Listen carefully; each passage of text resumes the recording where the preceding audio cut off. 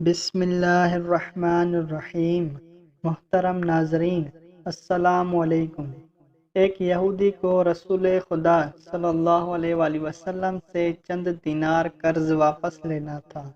ایک دن آپ راستے میں جا رہے تھے کہ وہ یہودی آپ کے پاس آیا اور اس نے کہا کہ جب تک آپ میرا قرض ادا نہیں کریں گے اس وقت تک میں آپ کو یہاں سے نہیں جانے دوں گا۔ نبی اکرم صلی اللہ علیہ وآلہ وسلم نے فرمایا، اس وقت ادائیگی کے لیے میرے پاس کچھ بھی نہیں ہے۔ یہودی نے کہا، جب تک آپ میرا قرض واپس نہیں دیں گے میں بھی آپ کو یہاں سے جانے نہیں دوں گا۔ آپ نے فرمایا، اگر یہ بات ہے تو میں تیرے ساتھ یہیں بیٹھ جاتا ہوں۔ یہ کہہ کر آپ اس کے ساتھ بیٹھ گئے۔ جیسے جیسے وقت گزرتا گیا آپ کے صحابہ وہاں جمع ہوتے گئے۔ جب انہوں نے یہودی کی یہ جسارت دیکھی تو انہوں نے اس کو سزا دینے کا ارادہ کیا۔ آپ نے انہیں ہر طرح کی تعبیر کارروائی سے دور روک دیا اور فرمایا کہ تم دور چلے جاؤ۔ حکم رسول کے تحت صحابہ دور چلے گئے۔ سورج لمحہ بلمحہ گرم ہو رہا تھا اور اس کی تپش آپ کو اذیت پہنچا رہی تھی، یہاں تک کہ آپ کے چہرہ اطہر سے پسینہ بہنے لگا۔ اس کے باوجود آپ نے کسی طرح کا غصہ کا اظہار نہ کیا اور کوئی سخت جملہ نہ کہا۔ آپ سارا دن وہیں بیٹھے رہے اور ظہر، عصر اور مغرب و عشاء کی نماز وہیں پڑھی۔ پھر رات چھا گئی، آپ نے رات بھی وہیں بسر کی اور فجر کی نماز بھی وہیں پڑھی۔ صحابہ یہودی کو ڈرانے دھمکانے لگے۔ آپ نے فرمایا، تم اس سے یہ کیسا سلوک کر رہے ہو؟ صحابہ نے کہا، یا رسول اللہ، اس کی یہ جرات آپ کو یرغمال بنا کر اپنے پاس بٹھا لے۔ آپ حضرت صلی اللہ علیہ وآلہ وسلم نے فرمایا، اللہ نے مجھے اسی لیے نہیں بھیجا کہ میں کسی ہمتیمان یا کسی اور پر ظلم کروں۔ جب دن چڑھا تو یہودی نے کلمہ اسلام پڑھتے ہوئے کہا، اشہد ان لا الہ الا اللہ و اشہد ان محمد عبدہ و رسولہ۔ میں اپنی دولت کا ایک حصہ راہ خدا میں دیتا ہوں۔ میں نے آپ کو اسی لیے نہیں روکا تھا کہ میں آپ کی توہین کروں، اس ذریعے سے میں آپ کی پیمانہ صبر کو آزمانا چاہتا تھا، کیونکہ تورات میں نے آپ کی یہ صفت پڑھی ہے، محمد بن عبداللہ مکہ میں پیدا ہوگا اور طیبہ کی طرف ہجرت کرے گا۔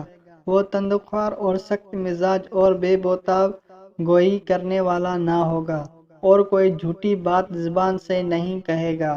اس طرح سے میں نے آپ کو یہاں رکھ کر اس بات کی تصدیق کی ہے کہ تورات نے بالکل سچ کہا تھا۔ رسول اکرم صلی اللہ علیہ وآلہ وسلم مبعوث پر رسالت ہونے کے 3 سال بعد تک خفیہ طور پر دعوت اسلام دیتے رہے۔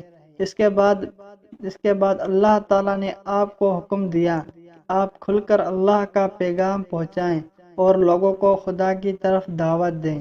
ایام حج شروع ہوتے ہی پورے جزیرہ سے لوگ مکہ کی طرف آنا شروع ہو گئے۔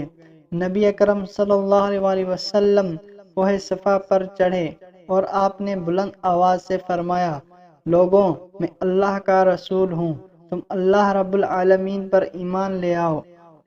لوگ آپ کی طرف متوجہ ہوئے اور انہوں نے تعجب سے یہ اعلان سنا اور یہ سب کی خواہش ہوئی کہ وہ اعلان کرنے والے کو دیکھیں۔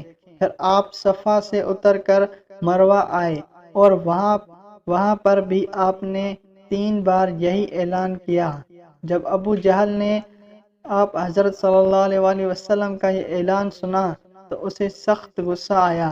اس نے زمین سے ایک پتھر اٹھا کر آپ کی پیشانی پر مارا، جس سے آپ کی پیشانی زخمی ہو گئی، خون بہنے لگا اور آپ کا پورا چہرہ لہو لہان ہو گیا۔ اس کے بعد تمام مشرکین آپ کو پتھر مارنے لگے۔ نبی اکرم صلی اللہ علیہ وآلہ وسلم مجبور ہو کر کوہ ابو قبیس پر چڑھ گئے اور ایک چٹان کے پیچھے جا کر چھپ گئے۔ مشرکین نے بھی آپ کا تعاقب کیا لیکن آپ انہیں کہیں دکھائی نہ دیے۔ ناکام و نامراد ہو کر انہیں واپس آنا پڑا۔ اسی اثنا میں ایک شخص نے حضرت علی علیہ السلام کو اس واقعے کی اطلاع دی اور کہا کہ میرا خیال یہ ہے کہ محمد مارے جا چکے ہیں، نعوذ باللہ۔ یہ سن کر حضرت علی علیہ السلام کو شدید دکھ ہوا اور آپ ام المومنین حضرت خدیجۃ الکبریٰ سلام اللہ علیہ کے پاس آئے اور ان سے کہا، میں نے سنا ہے کہ مشرکین نے رسول خدا صلی اللہ علیہ وآلہ وسلم پر سنگ باری کی ہے اور بعض لوگ کا یہ گمان ہے کہ نبی اکرم شہید ہو گئے ہیں۔ آپ روٹی بنائیں، اٹھائیں اور میرے ساتھ انہیں تلاش کرنے کے لیے چلیں۔ ممکن ہے ہمیں ان کا کہیں نشان مل جائے۔ آپ وادی پر نظر رکھیں اور میں پہاڑ کے دامن میں آپ صلی اللہ علیہ وآلہ وسلم کو تلاش کرتا ہوں۔ آپ روتی ہوئی آگے بڑھی اور آپ کہہ رہی تھی، یا رسول اللہ، ہمیں جواب دیں، آپ کہاں ہیں؟ میری روح آپ پر قربان، آپ کس وادی میں بھوکے پیاسے ہیں؟ آپ نے مجھے اپنے ساتھ کیوں نہ لیا تھا؟ حضرت خدیجۃ الکبریٰ رو رو کر فریاد کر رہی تھی کہ کوئی ہے جو نبی مصطفیٰ صلی اللہ علیہ وآلہ وسلم کی مجھے خبر دے۔ کیا کسی نے انہیں دیکھا ہے جو مجھے ان کے متعلق بتلائے؟ اس وقت جبریل امین علیہ السلام رسول خدا صلی اللہ علیہ وآلہ وسلم پر نازل ہوئے۔ ان کے پیچھے ملائکہ کی بہت سی صفیں تھیں۔ انہوں نے آپ صلی اللہ علیہ وآلہ وسلم سے کہا، اللہ عز و جل نے ہمیں آپ کے فرمان کی تعمیل کے لیے بھیجا ہے۔ اگر آپ چاہیں تو ہم اس قوم کو تباہ کر دیں گے اور ان کا دنیا میں کہیں بھی نام و نشان تک نہ دکھائی دے گا۔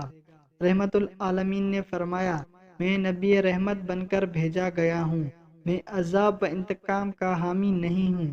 پروردگار میری قوم کو معاف کر دے، وہ مجھے جانتے نہیں ہیں۔ جبریل امین علیہ السلام نے آپ صلی اللہ علیہ وآلہ وسلم سے کہا، خدیجۃ الکبریٰ سلام اللہ علیہ آپ کی تلاش کر رہی ہیں۔ خدیجۃ الکبریٰ کے رونے نے آسمان کے فرشتوں کو رلا دیا ہے۔ آپ انہیں جواب دیں، خدا کی طرف سے اور ہماری طرف سے انہیں سلام پہنچائیں اور انہیں جنت کی بشارت دیں۔ نبی اکرم صلی اللہ علیہ وآلہ وسلم نے خدیجہ علی کو صدا دی اور انہیں اپنے پاس بلایا۔ دونوں شخصیات آپ کی خدمت میں حاضر ہوئیں۔ انہوں نے آپ کی پیشانی پر پٹی باندھی اور آپ کو گھر لے آئیں۔ جب مشرکین کو معلوم ہوا کہ نبی اکرم صلی اللہ علیہ وآلہ وسلم اپنے گھر آ چکے ہیں تو انہوں نے گھر کے محاصرہ کر لیا اور سنگ باری شروع کر دی۔ حضرت علی علیہ السلام اور حضرت خدیجۃ الکبریٰ آپ کا دفاع کرنے لگی۔ جب سنگ باری میں معمولی سا وقفہ ہوا تو حضرت خدیجۃ الکبریٰ گھر سے نکلی اور انہوں نے چیخ کر کہا، فرزندان قریش، کیا تم میں سے حیا رخصت ہو گئی ہے؟ تم اپنے قبیلہ کے معزز اور محترم خاتون کے گھر پر سنگ باری کرنے لگے ہو، اور اگر تمہیں خدا کا خوف نہیں ہے تو دوسرے لوگوں کو اپنے اوپر ہنسنے کا موقع نہ دو اور اپنے لیے ہمیشہ کی ذلت و بدنامی تو نہ خریدو۔ جب مشرکین نے حضرت خدیجۃ الکبریٰ علیہ السلام کی گفتگو سنی تو ندامت کے مارے ان کے سر جھک گئے اور وہ شرمندہ ہو کر اپنے گھروں کو چلے گئے۔ نبی اکرم صلی اللہ علیہ وآلہ وسلم نے دعوت اسلام کا آغاز ان روح افزا واقعات کے ساتھ کیا تھا۔ آپ پر کروڑوں سلام ہو۔ آپ نے لوگوں کو گمراہی و ضلالت سے بچانے کے لیے قدم قدم پر تکلیفیں اٹھائی اور صدمے برداشت کیے۔ امید کرتا ہوں کہ آج کی ویڈیو آپ لوگوں کو پسند آئی ہوگی۔ تمام دوستوں سے گزارش ہے کہ ویڈیو کو لائک اور شیئر کریں، اور اگر آپ ہمارے چینل پر نئے ہوں تو ہمارے چینل کو سبسکرائب کریں، ساتھ ہی ساتھ بیل آئیکن کو پریس کریں تاکہ ہماری آنے والی ہر نئی ویڈیو آپ تک بآسانی پہنچ سکے۔